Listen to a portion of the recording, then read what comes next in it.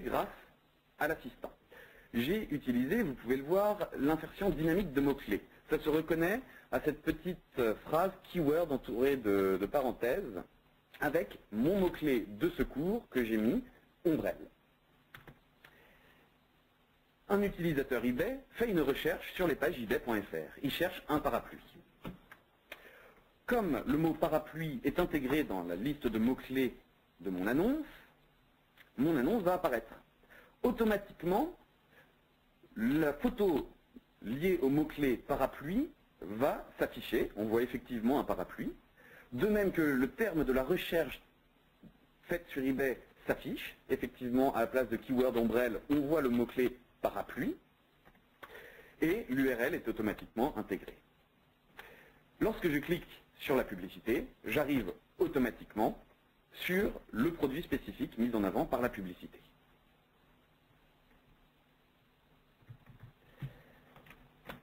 Slide suivant, travailler sur les mots-clés, comment les rafraîchir. Effectivement, lorsque l'assistant aspire automatiquement vos mots-clés, il ne va pas les rafraîchir en fonction de la modification que vous faites de votre boutique eBay. Il faut le faire manuellement.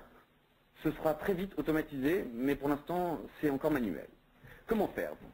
Allez donc sur éditer, dans l'onglet publicité, éditer la publicité, ce qui vous permet de retravailler les mots-clés, les textes d'annonce, etc. Puis, en bas de votre page, vous verrez la liste des mots-clés et un bouton modifier les mots-clés. Lorsque vous aurez cliqué sur ce bouton, vous verrez un dernier bouton tout en bas de la page, actualiser les mots-clés. Cliquez sur ce bouton et vos mots-clés s'actualiseront automatiquement. Travailler sur les mots-clés toujours, que choisir entre le ciblage exact ou le ciblage large. À noter, dans votre compte AdCommerce, ciblage large se dit broad, B-R-O-A-D, et exact, exact. La requête large, c'est une manière générique de définir un mot-clé. Votre annonce s'affiche même si la recherche d'un client potentiel contient d'autres termes. Ça apporte une meilleure visibilité à vos publicités. C'est assez peu précis et par contre ça vous donne beaucoup d'impressions. Pour vous donner un exemple, j'ai dans ma publicité le mot noir. C'est mon mot-clé. Eh bien ma publicité s'affichera si un utilisateur tape la recherche parapluie noir, mais elle s'affichera aussi si l'utilisateur cherche voiture noire. Donc vous voyez qu'on est beaucoup moins précis dans la recherche, mais on apparaît plus souvent. La requête exacte, elle permet d'établir une correspondance stricte avec votre mot-clé. L'annonce ne va s'afficher que si l'utilisateur tape exactement les termes que vous avez mis en mot-clé. C'est la méthode la plus pertinente, à notre sens, parce qu'elle apporte un trafic ciblé. Pour résumer, la requête large peut vous apporter beaucoup de curieux, la requête exacte, elle, vous apportera des acheteurs.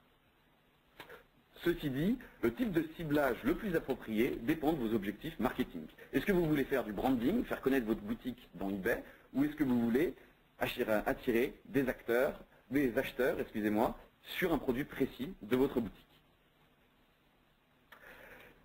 Sur le mode personnalisé, on a beaucoup plus de liberté. Et il faut garder à l'esprit quelques éléments clés de ce qui constitue une bonne annonce. Une bonne annonce, c'est d'abord un titre attractif. Un titre avec la photo, c'est la première chose que voit l'utilisateur. C'est ce qui va finalement l'inciter à cliquer.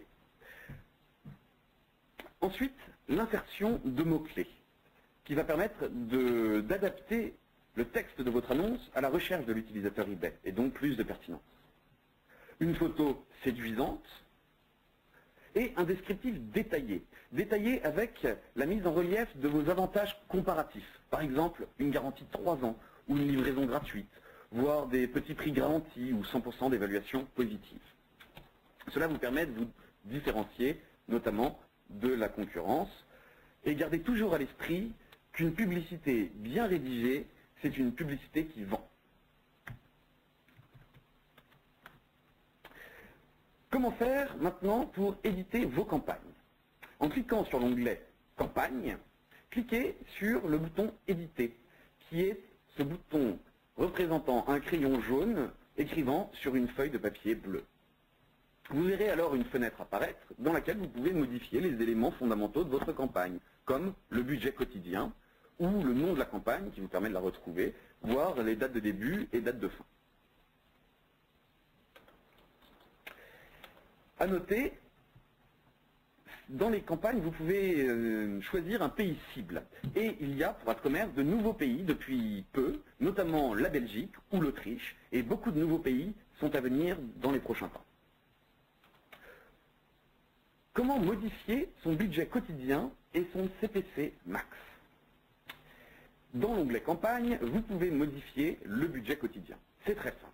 Vous avez la liste de vos campagnes qui s'affiche après avoir cliqué dans l'onglet campagne. Passez juste votre souris sur le budget quotidien et ensuite cliquez dessus. Vous verrez une petite fenêtre qui va apparaître où vous pourrez modifier le budget quotidien et pour valider cette modification, cliquez sur Enregistrer. La manipulation est quasiment la même pour modifier le CPC max. Dans l'onglet Publicité, toutes vos publicités s'affichent sous forme de liste. Vous pouvez passer votre souris sur le CPC que vous aviez précédemment renseigné, cliquez dessus, changez-le et appuyez sur le bouton Enregistrer. Un point très important, comment définir son budget quotidien et son CPC max. Le budget quotidien doit être adapté à chaque campagne. Le budget quotidien, c'est ce qui va vous permettre d'être affiché.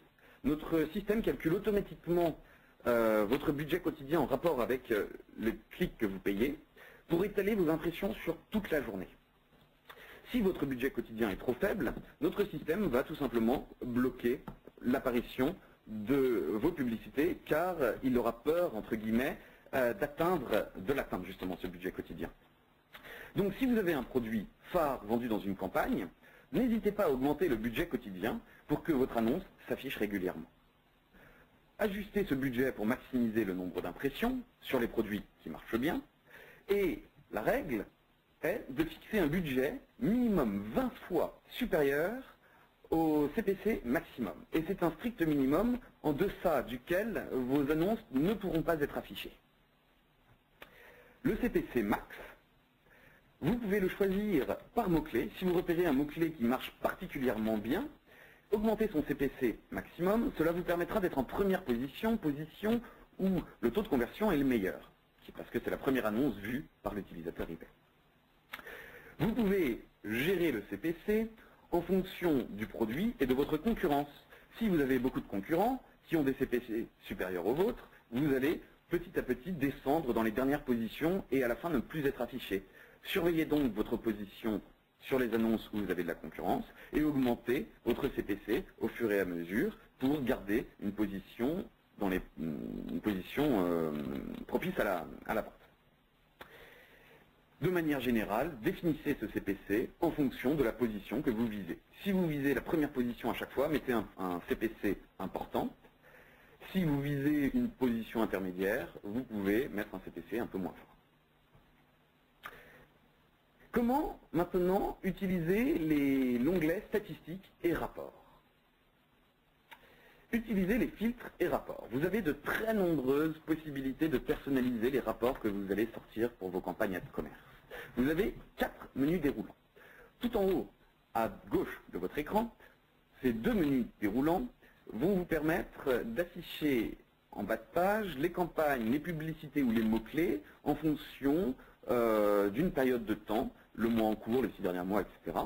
Et hiérarchisé par nombre d'impressions, CTR, etc. Les 2 autres menus déroulants qui sont un peu plus vers la droite et un peu en dessous, donc juste au-dessus du graphique, eux vous permettent d'afficher le graphique selon différents critères d'impression, de clics, de CPC moyen. Focus sur le CTR.